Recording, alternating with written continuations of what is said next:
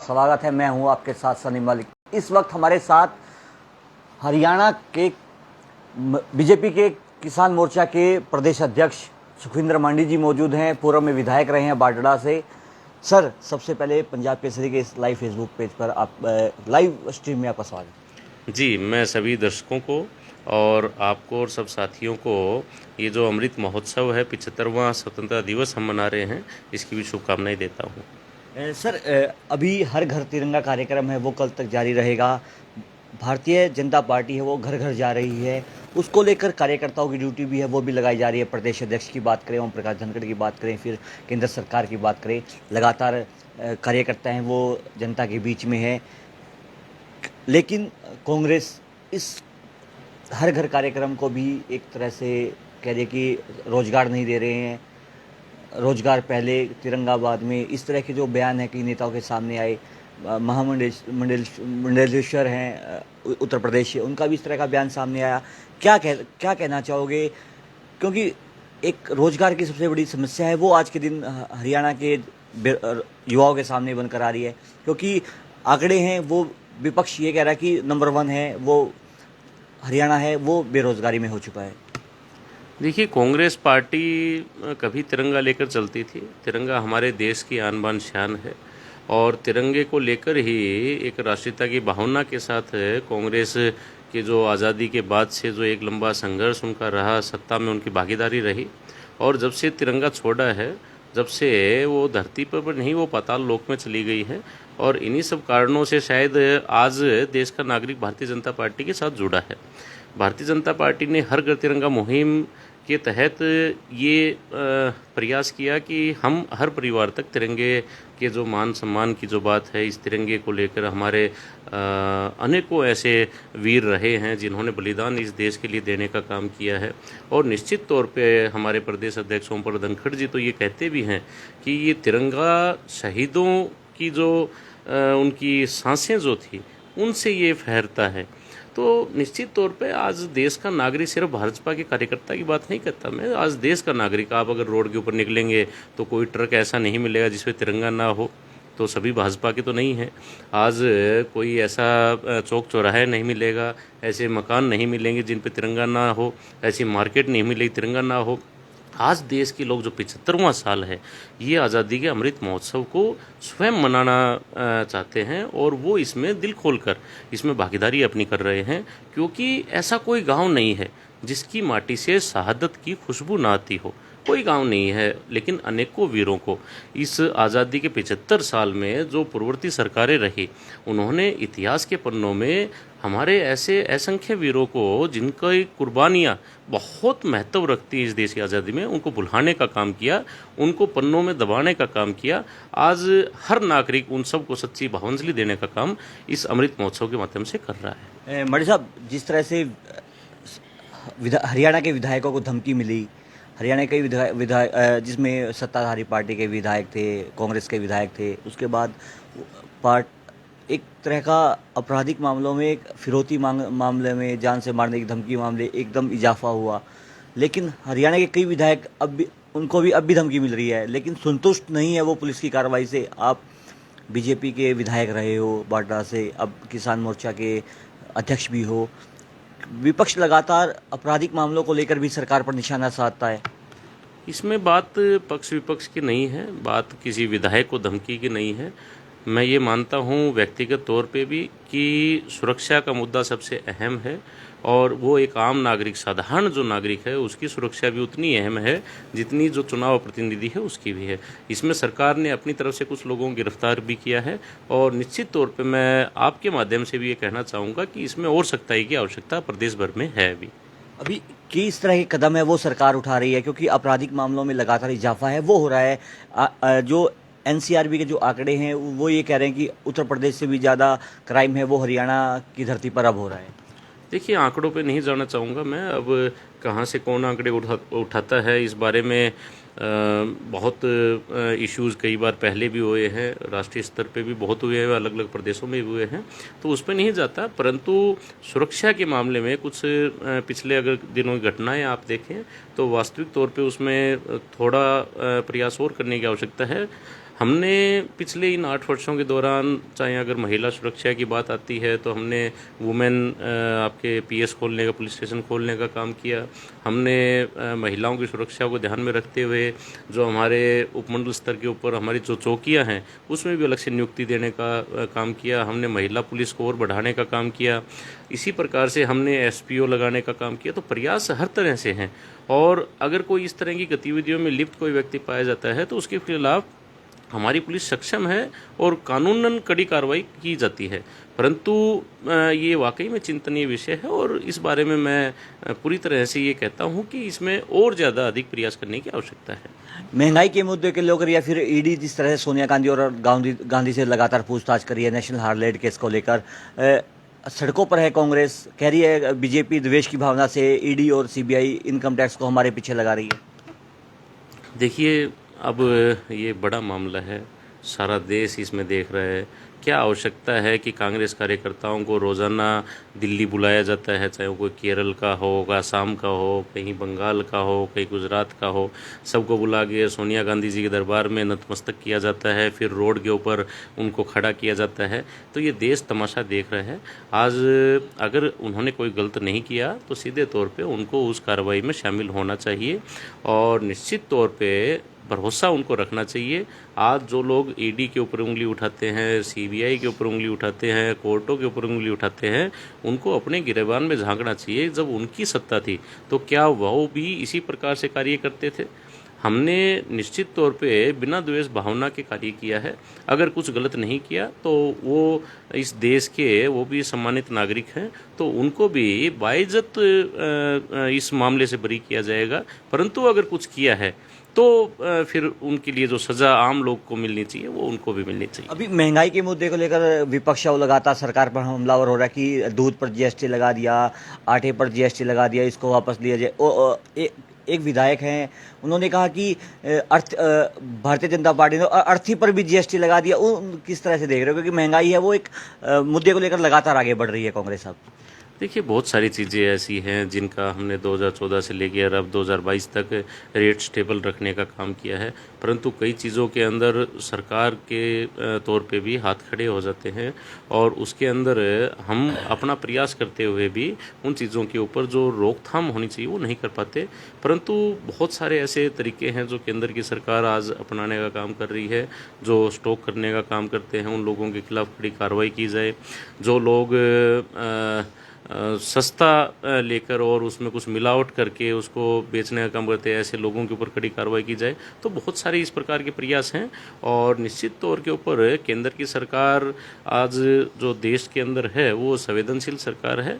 लोगों की छोटी छोटी बातें, नरेंद्र मोदी जी जो नीचे से उठ के आज ऊपर तक पहुँचे हैं, तो लोगों की छोटी छोटी बातों को वो ध्यान रखते हैं, और जो भी बात उन तक जाएगी तो निश्चित तौर पर अगर इस तरह की कोई बात है तो उसके लिए प्रयास विपक्ष कह रहा है कि जीएसटी के दायरे में अब पेट्रोल और डीजल के साथ साथ शराब को भी लेकर आना चाहिए, क्योंकि आटा आ गया है, दाल आ गई है, और जो अन्य जो खाने के जो गरीब प्रोडक्ट्स होते हैं, गरीबों के प्रोडक्ट्स होते हैं वो आ गए, लेकिन अब अमीरों की चीज़ें हैं उनको भी जीएसटी के दायरे में लेकर आना चाहिए। कब तक सरकार इस तरह का कदम उठाने जा रही है?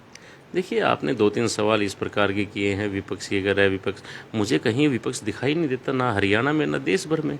कौन सा विपक्ष ये बात कह रहा है? और रही बात कि किसको किस दायरे में लेके आना चाहिए, मैं कोई किसी को क्रिटिसाइज़ नहीं करता, परंतु आज सरकार देख रही है, मैंने कहा संवेदनशील सरकार है, और निश्चित तौर पे जो बेहतरी के लिए, इस देश की लोगों की बेहतरी के लिए जो कार्य किए जाएंगे, जो कदम उठाने होंगे वो उठाएंगे। उसमें विपक्ष को कहने की आवश्यकता नहीं है। उनको तो आवश्यकता ये है कि अगर थोड़ा बहुत कुछ बचे हुए हैं तो वो अपने लोगों को समेट के और पहले तो अपने आप को ईडी के सामने लेके जाएं, और वहाँ पाक साफ होके और देश की जनता से माफ़ी मांगे कि उन्होंने इस आज़ादी के, बल्कि 75वां जो साल है, ये उन लोगों को माफ़ी बिल्कुल इस साल में मांगनी चाहिए कि हमने जो बुरे काम किए थे और आप लोगों का भरोसा जो तोड़ा है, ये हमारे से गलती हुई है, आइंदा नहीं करेंगे। तो शायद देश सोचे उनके बारे में। मणि साहब, 5 अगस्त को इंडियन स्टूडेंट ऑर्गेनाइजेशन, जो जननायक जनता पार्टी की स्टूडेंट ऑर्गेनाइजेशन है इनसो, उसने अपना 20वां स्थापना दिवस जयपुर में मनाया। वहाँ पर दिग्विजय चौटाला मौजूद थे, दुष्यंत चौटाला मौजूद थे, और जननायक जनता पार्टी के आला नेता मौजूद थे। जब दुष्यंत वहाँ पर मौजूद थे, डिप्टी सीएम हरियाणा के आपके साथ गठबंधन में सरकार चला रहे हैं, उन्होंने कार्यकर्ताओं ने एक तरह का नारा लगाया, दुष्यंत आया, दुष्यंत आया, सीएम आया, सीएम आया। उसको लेकर भारतीय जनता पार्टी के आला नेताओं जैसे कि ओम प्रकाश धनखड़, उन्होंने बयान दिया कि सपने देखना सभी का हक है। एक तकरार सी दोनों पार्टियों में हुई। गठबंधन सरकार है, आप बाड्रा से विधायक रहे हो, नैना चौटाला वहाँ से विधायक है जननायक जनता पार्टी की। उन बयानों को किस तरह से देख रहे हो, सपने वाले बयान को और सीएम आया, सीएम आया? देखिए, कई बयान इस प्रकार के होते हैं जो बड़े साधारण तरीके से दिए जाते हैं, साधारण सी बात कही जाती है, परंतु उनको तोड़ मरोड़ के पेश किया जाता है। सपने देखना का जो आदरणीय अध्यक्ष जी ने, ओम प्रकाश धनखड़ जी ने कहा, वो साधारण बात, और उसके जवाब में जो दिग्विजय ने कही है वो भी यही बात उन्होंने कही है। तो सेम बातें हैं दोनों, और सपने देखने का अधिकार सबको है। उसमें दुष्यंत चौटाला भी सपना देख सकते हैं, उसमें मेरे जैसा साधारण कार्यकर्ता भी सपना देख सकता है। तो सपना कोई लेकिन गठबंधन में सरकार चला रहे हो, एक नेगेटिव मैसेज है वो जनता के बीच में जाता है कि दोनों पार्टियों के नेताओं में आपस में नहीं बन रही है। देखिए, वो उनकी पार्टी का तौर तरीका है किस प्रकार से सरकार अपने स्तर के ऊपर पूरी तरह से मजबूत है, और पार्टी को कौन कैसे चलाता है। भारतीय जनता पार्टी अपने हिसाब से कार्य करती है संगठन के तौर पे, और जो जननायक जनता पार्टी है वो अपने हिसाब से कार्य करती है। तो उसमें कोई हमारा आपस में विरोधाभास नहीं है, और जो मेल है वो सरकार का है। तो सरकार के 10 विधायक उनके हैं, 40 विधायक भाजपा के हैं, तो ये 50 विधायकों का और कुछ निर्दलीय साथियों के द्वारा ये सरकार है। इसको लेकर विपक्ष के जो जैसे कांग्रेस के आला नेता है वो भी चुटकी लेते हुए नजर आए कि आपस में नहीं बन रही है दोनों पार्टी के नेताओं की, सरकार कैसे चलाएंगे। अब कांग्रेस, कौन सी कांग्रेस की फिर बात करते हैं आप? यहाँ तो भूपेंद्र हुड्डा अलग कांग्रेस बना के घूम रहे हैं। वो कुलदीप बिश्नोई जी जो इतने वर्षों से उन्होंने, उनके परिवार ने सेवा की, उनको कांग्रेस के अंदर नहीं रख पाए, उनसे हाथ हो के आज वो भाजपा के अंदर आए हैं। रणदीप सुरजेवाला जी यहाँ से चुनाव लड़ने से घबराते हैं, वो राजस्थान में जाके चुनाव लड़ते हैं, उनको लगता है कि ये यहाँ पे हरवा दिया जाएगा। यहाँ जो कैंडिडेट खड़ा किया जाता है अजय माकन जी को, तो अजय माकन जी यहाँ से भागते भागते ये कहते हैं मेरा किसी का एक का नाम लेके कि मेरे तो उसने वोट नहीं डाली। तो किस कांग्रेस की बात करते हैं? वो अपने गिरेबान में जाके और अपना खुद का विश्वास, पहले अपने आंतरिक विश्वास को मजबूत करे, जब भी वो लोगों का विश्वास जीत पाएगी। मंडी साहब, लगातार 1.5 साल तक, यानी कि 386 दिन, करीब 386 दिन दिल्ली की सीमाओं पर किसान आंदोलन चला। किसान मोर्चा के आप अध्यक्ष रहे हो, क्या क्यों नहीं समझा पाए कि आखिरकार भारतीय जनता पार्टी के शीर्ष नेता, भारत के प्रधानमंत्री नरेंद्र मोदी जो ये कहते थे कि कानून वापस नहीं होंगे, कानून किसानों के लिए, वापस क्यों लिए गए? क्या भारतीय जनता पार्टी किसानों को समझा नहीं पाई कि ये हितों में है किसानों के? देखिए, मोर्चा का प्रदेश अध्यक्ष भी मैं उसी दौरान बनाया गया, और एक किसान परिवार से, क्योंकि मेरी कोई फैक्ट्री नहीं चलती है, राजनीति में, सार्वजनिक जीवन में हम काफ़ी वर्षों से हैं, परंतु किसानी से ही हमारा जो लोगों के बीच में रहना सहना वो चलता है। मेरे को इस बात की खुशी हुई थी कि किसान अपने मुद्दों को लेके इकट्ठा होना शुरू हो गया। मैं ये नहीं कहता कि कोई मुद्दा सही है या गलत है, परंतु वो इन 3 बिलों के खिलाफ नहीं इकट्ठा हुआ था। किसान के बहुत सारे छोटे छोटे मुद्दे, किसी को पानी की कोई समस्या है, किसी को बिजली की है, किसी को जो उसने फसल बोई है उसको बेचने की है, बहुत सारी चीज़ें ऐसी हैं। तो ऐसे ऐसे अनेकों मुद्दों को लेकर किसान यहाँ रोड के ऊपर आया था, और उसको ये उम्मीद थी कि नरेंद्र मोदी ही ऐसा व्यक्ति है जो हमारी इन मांगों को पूरा कर सकता है, जो इतने वर्षों से परेशानियां हैं उनको दूर कर सकता है। रही 3 बिल की बात, तो 3 बिलों के ऊपर कुछ लोगों ने जो अपने आप को राजनीतिक तौर पे मजबूत करना चाहते थे, उन लोगों ने इस माहौल को इतना गरमाने का काम किया जिसमें 1.5 साल आंदोलन चला। और उनके ये था कि इस आंदोलन के माध्यम से हम भोले वाले किसानों को बहला के और अपनी राजनीतिक रोटियां सेकने का काम करेंगे। उसमें कुछ लोग जो हाशिए पे राजनीतिक तौर पे जनता जिनको लेके गई है, चाहे वो कांग्रेस हो या अन्य विपक्षी दल हो, वो लोग भी उसमें अपनी रोटियां सेकने आ गए। नतीजा क्या हुआ? पंजाब के अंदर चुनाव लड़े, ये जितने भी गुरनाम चढ़ूने थे या अन्य जितने लोग थे, वो लोग चुनाव लड़े, उसमें 10,000 वोट भी सबके मिला के नहीं बने इनके। आप यूपी के अंदर हाल देखिए, यूपी में हम फिर से पूरी बहुमत के साथ सत्ता में आए हैं। तो ये लोग अब समझ गए, और आम जनता ये समझ गई, किसान ये समझ गया कि निश्चित तौर पे नरेंद्र मोदी ही इस देश के किसान को आगे लेके जाने का काम कर सकता है। बहुत बड़ा मुद्दा, और जिसको मुद्दे को हमारी पार्टी ने प्रमुखता से उठाया था, स्वामीनाथन का मुद्दा।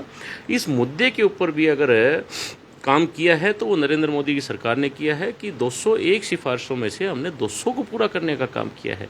आज देश के किसान को खुशहाली की ओर ले जाने के लिए प्रयासरत हैं।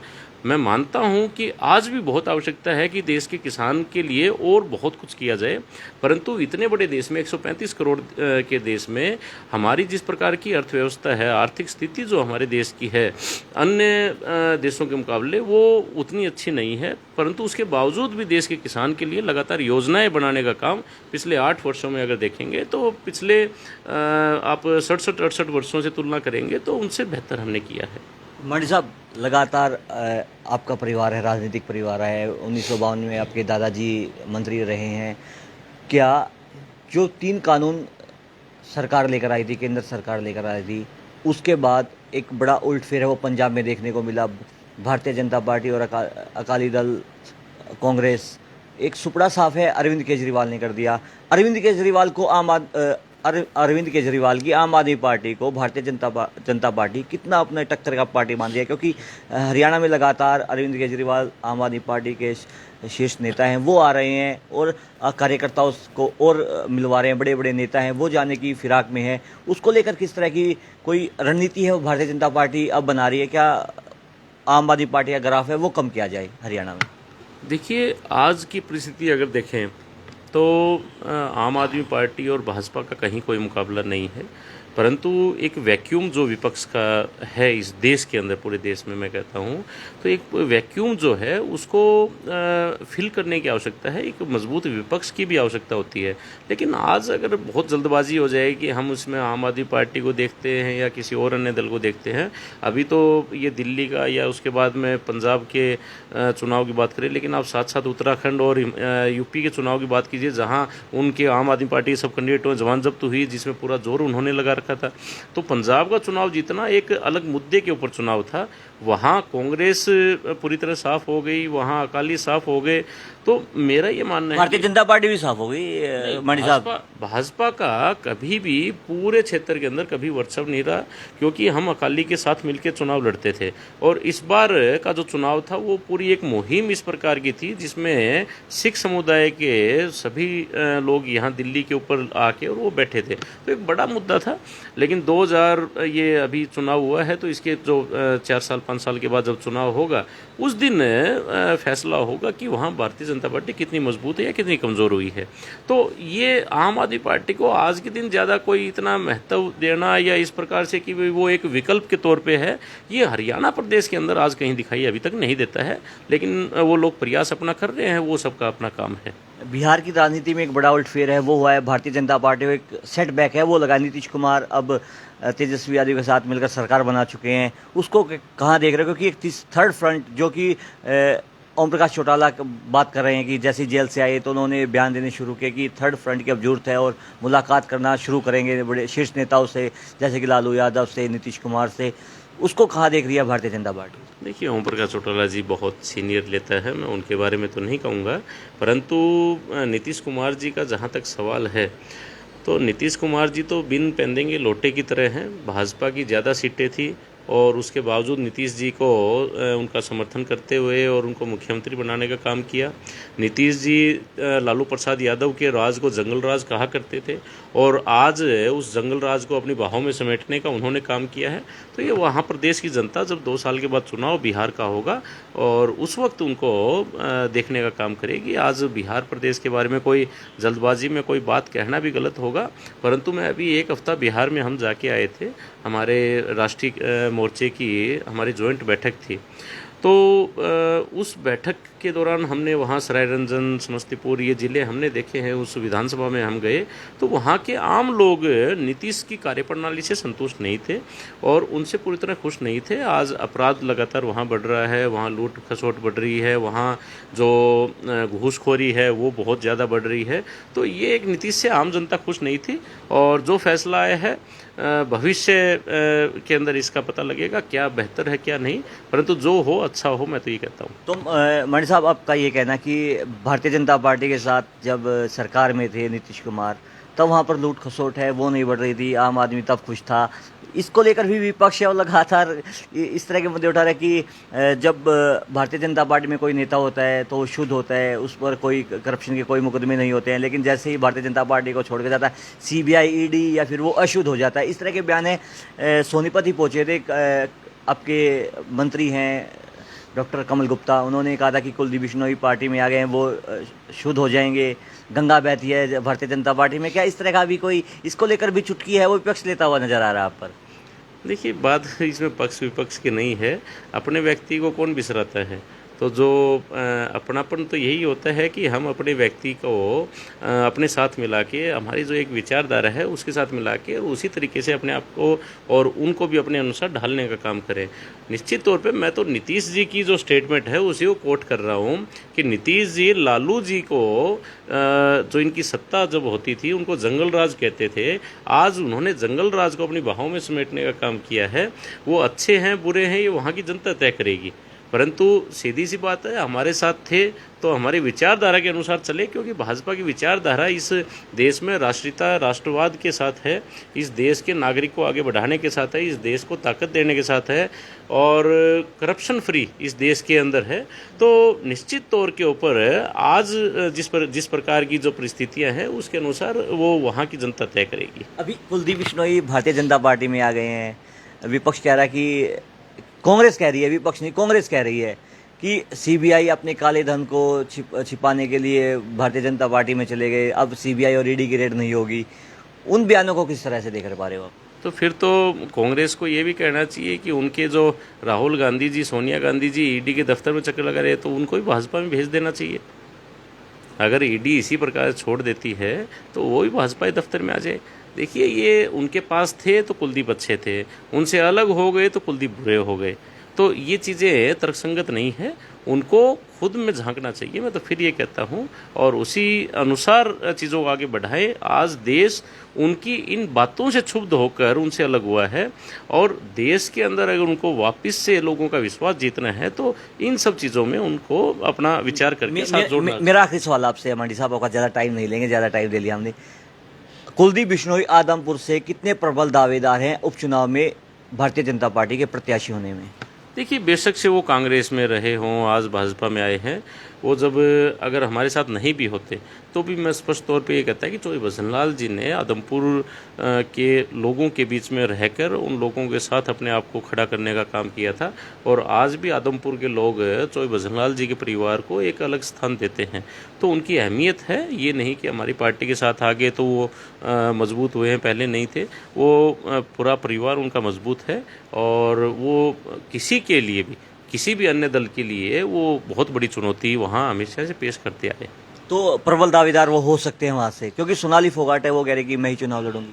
देखिए, इस बारे में वो पार्टी संगठन तय करना है क्या नहीं करना। मैं तो निश्चित तौर पे ये कहता हूँ कि आदमपुर के अंदर चौधरी भजनलाल परिवार हमेशा से मजबूत रहा है और आज के दिन इनका कोई दूसरा सानी नहीं है। देखिए, बाटड़ा से पूर्व विधायक और हाल में भारतीय जनता पार्टी के किसान मोर्चा के प्रदेश अध्यक्ष हमारे साथ मौजूद थे और उन्होंने पंजाब केसरी से एक्सक्लूसिव बातचीत की है। अधिक जानकारी के लिए बने रहिए पंजाब केसरी के साथ।